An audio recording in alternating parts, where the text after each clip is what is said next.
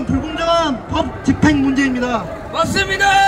탄핵 절차의 불공정, 불법 영장 청구, 그리고 권한 없는 불법 수사는 단순히 몇몇 사건에 국한된 문제가 아니라 우리 민주주의와 법치주의의 근간을 위협하는 심각한 사안입니다. 맞습니다. 오늘 저는 이와 같은 문제들을 나누어 말씀드리고 싶습니다. 먼저 탄핵 절차의 불공정성입니다. 우리는 탄핵 과정에서 국민의 절반에 가까운 이들이 헌법재판소 헌재를 불신하게 된 현실을 마주하고 있습니다. 헌법과 법치주의의 원칙 아래 탄핵은 극히 예외적인 절차여야 함에도 불구하고 정치적 이해관계와 권력 다툼의 도구로 전락하고 말았습니다. 맞습니다. 문영배 재판관은 윤 대통령 측의 3분 발언 기회를 복살하고 국회 측에는 스스로 추가 질문을 하며 본회의를 열어 40여 임명 결의안 촉구 기회를 줌으로써 절차적 하자를 보완할 힌트를 주며 불공정한 태도를 보였습니다. 또한 윤 대통령의 증인 직접 신문을 막으며 형사소송법에 준용돼야 함에도 피청구인 방어권을 침해하고 지연심리를 방지하는 소송지휘권이 그 근거라며 궤변을 늘어놓았습니다. 여러분, 이게 맞습니까?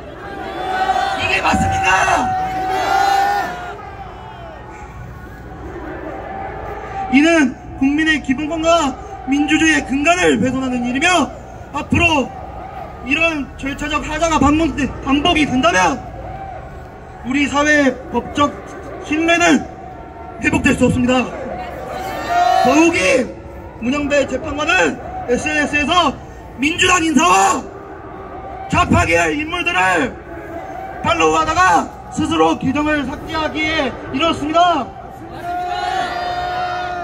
그리고 그 이전 우리법 연구회에 대해서조차 좌측 성향을 인정하는 발언을 남긴 바 있습니다. 여러분, 이게 맞습니까? 아닙니다. 이게 맞습니까? 아닙니다. 이는 그가 개인적인 차원에서만 문제가 되는 것이 아니라 우리 사법부가 특정 이념에 치우쳐 있다는 증거로 해석될 수밖에 없습니다. 맞습니다. 두 번째로 주목할 사안은 윤 대통령에 대해 이순영 판사가 발부한 서부지방법원의 영장 문제입니다.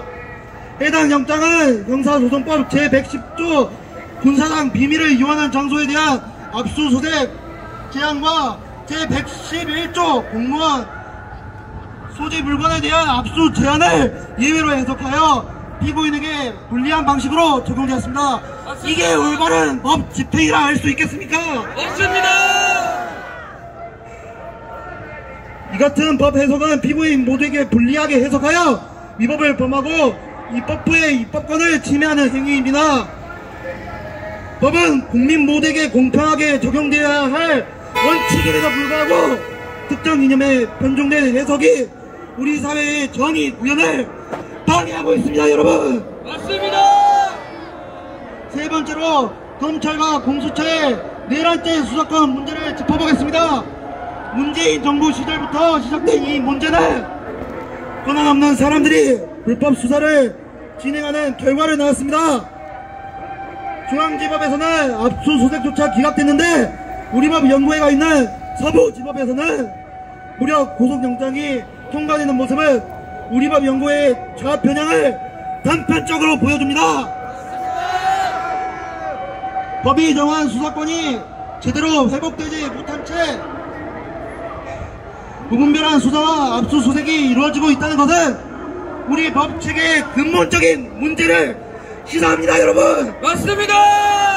최근 개정된 형사소송법에도 불구하고 헌법재판소는 반복된 증언의 신뢰성을 면밀히 검토하지 않고 그대로 채택했습니다. 더 나아가 헌법재판소법에 따라 수사가 진행 중인 사건의 기록은 송부를 요구할 수 없음에도 불구하고 이를 스스로 어기며 수사 기록을 확보했습니다. 이런 행위는 법이 정한 절차와 원칙을 명백히 위반하는 것으로 공정한 재판을 받을 권리를 침해한 중대한 위법 행위입니다, 여러분. 싹 다 불법이다. 맞습니다. 헌법재판소는 헌법재판관 임명에 관한 셀프 판결을 통해 마은혁 임명을 요구했습니다. 대법원에서 이적단체로 규정한 인민노련 출신의 인물이 헌법을 파괴하려 한 전력이 있는데, 그러한 인물이 헌법재판관으로 임명되는 것은 얼마나 우스꽝스러운 일입니까, 여러분? 맞습니다. 이와 같은 자기 모순적 결정은 헌법재판소가 스스로의 권한을 남용하고 있음을 여실히 보여줍니다, 여러분. 맞습니다. 우리법 연구회를 비롯한 좌편향 연구단체들은 단순한 학문적 모임을 넘어 사법부의 방향성을 좌우하려는 정치적 목적을 지니고 있습니다. 우리법 연구회 회원들의 활동 내역과 문영배 재판관이 SNS에 남긴 글들은 이들이 단순히 법을 연구하는 차원을 넘어 특정 이념적 방향으로 사법을 변화시키려는 의도를 명백히 드러냅니다, 여러분. 맞습니다.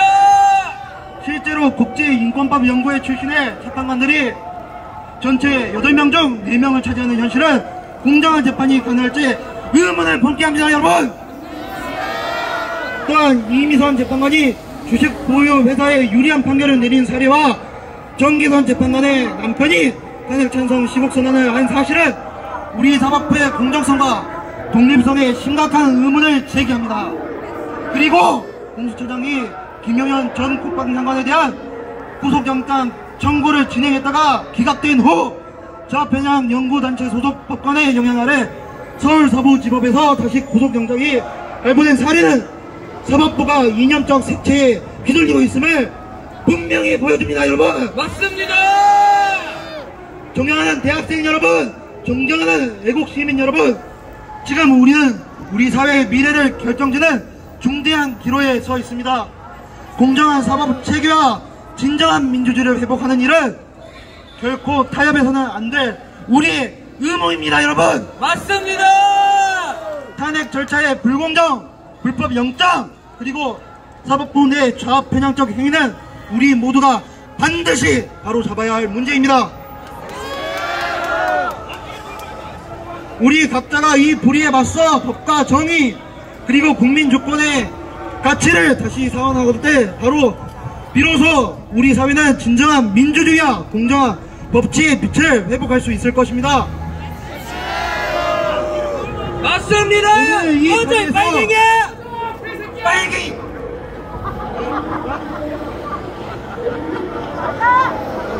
우리 모두가 힘을 합쳐 부당한 사법 시스템의 왜곡을 바로잡고 공정과 정의가 살아 숨쉬는 사회를 만들어 갑시다, 여러분. 맞습니다. 미래의 우리 아이들, 더 나아가 우리의 동생들에게 부끄럽지 않은 어른이 되기 위해서 우리가 노력합시다. 맞습니다. 미래의 우리 아이들이 자랑스럽게 물려받을 정의로운 나라를 위해 지금 이 순간 단호한 결의를 다짐합니다. 마지막으로 여러분 한 사람 한 사람이 자유민주주의의 주역임을 다시 한번 강조하며 공정과 정의 그리고 국민 주권의 가치를 회복하기 위한 우리의 노력이 앞으로의 미래를 밝게 비출 것을 믿어 의심치 않습니다. 마지막으로 구호 한번 외치고 마치도록 하겠습니다. 제가 윤석열 대통령 하면 우리가 지킨다 한번 외쳐주십시오. 윤석열 대통령! 우리가 지킨다. 윤석열 대통령! 우리가 지킨다. 윤석열 대통령! 우리가 지킨다. 감사합니다, 여러분!